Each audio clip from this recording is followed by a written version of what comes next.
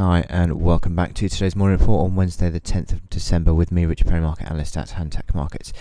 Let's move on to dollar yen now, and wow, I got caught on the wrong side of this one and some yesterday. I put a trade on dollar yen yesterday, gave it 100 ticks of stop and it got smashed. Yesterday, massive volatility, 300 pips of trading range on the day, an incredible move lower on dollar yen, huge volatility, and it's still trying to settle down really. Even today we've had a daily range of 1992 down to 1866, so 130 pips already in the Asian trading session. So still lots of volatility in this one, still trying to settle down.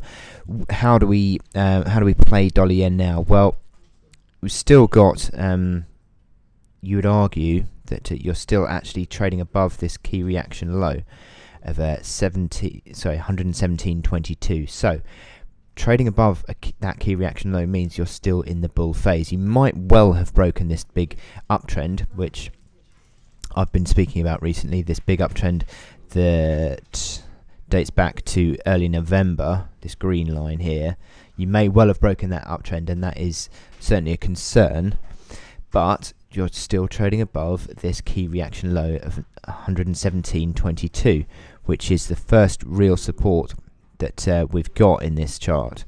So you're still in, as I said, this bull phase. Now you've had obviously the breakdown of a couple of initial supports around that 119 and also 118.50, but again the support at 117.86 just intact, because the reaction low yesterday 117.93, so that is a support that's intact. And I think that we now use this support, because that was a big spike down on yesterday. That was actually within an hour it spiked 130 ticks from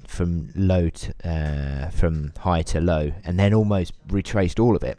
So you'd argue that's a big, almost bullish reaction. It didn't quite form a hammer candlestick, because you've got a fairly large, reasonably large sized bearish head still on that candlestick. But I would still say that